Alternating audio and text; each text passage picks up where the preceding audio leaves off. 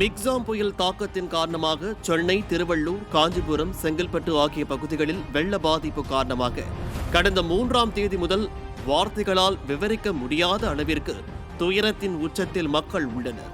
வீடுகளை இழந்து, உடைமைகளை இழந்து நிர்கதியாய் உள்ள மக்களுக்கு எந்த உதவிகளையும் திமுக அரசு செய்யவில்லை. இந்நிலையில் திருவள்ளூர் மாவட்டம் செங்குன்றம், நாரவாரிக்குப்பம் பேரூராட்சியில் திமுகவின் உண்மை முகம் அம்பலமாகியுள்ளது.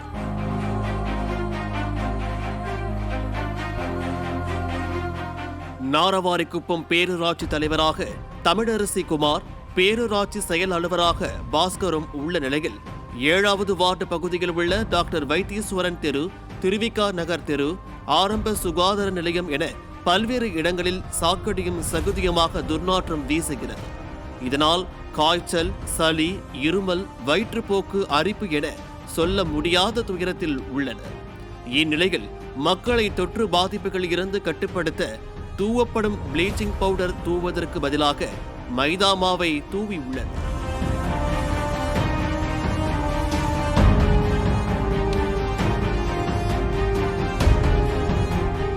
இதனை நாய்கள் சாப்பிடும் அவல நிலை ஏற்பட்டுள்ளது.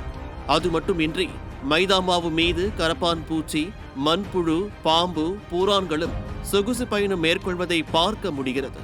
மக்களை தொற்று நோய்களில் இருந்து பாதுகாக்க வேண்டிய அரசு ப்ளீச்சிங் பவுடர் கிலோ 65 ரூபாய் என்பதால் 42 ரூபாய் கொடுத்து மைதா மாவை வாங்கி தூவி உள்ளது. ப்ளீச்சிங் பவுடர் விவகாரத்தில் நமக்கு தெரிந்தது திருவள்ளூர் மட்டுமே. இதனை தாண்டி மற்ற மாவட்டங்களில் என்ன நடந்துள்ளது என்ற சந்தேகம் வளர்ந்துள்ளது. திருவிக்கா தெரு, வைத்தீஸ்வரன் கோயில் தெரு, இந்த மாதிரி ஆரம்ப சுகாதார நிலையம் இந்த சைடில் இந்த புழல் ஏரி தண்ணி திறந்து விட்டதுனால தண்ணிகள் நிறையா இந்த விஷ பூச்சிகள் இதெல்லாம் நிறையா இதாகிடுச்சு. இதுக்கு அவங்க துப்புரவு பணியாளர் தொழில் இவங்க ப்ளீச்சிங் பவுடருக்கு பதில் மைதா மாவை தெளிச்சிருக்காங்க. இது என்ன ஏதுன்னு தெரியல, யார் தவறுதல்னு தெரியல.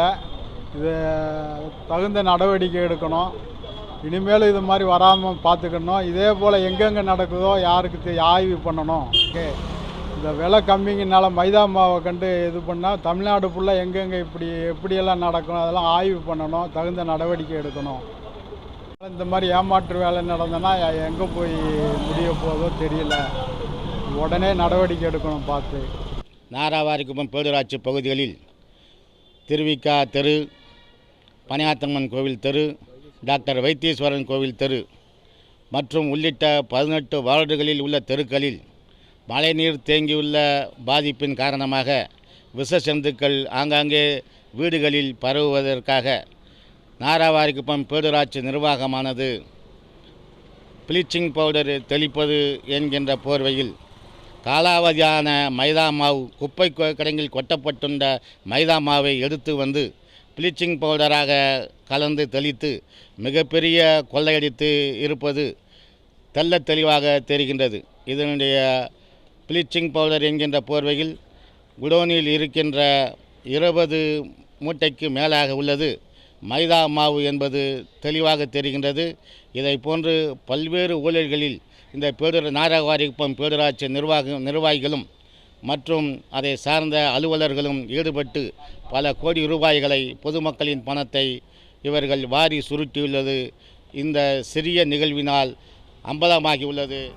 ப்ளீச்சிங் பவுடருக்கு பதிலாக மைதா மாவு சப்ளை செய்த நிறுவனம் எது?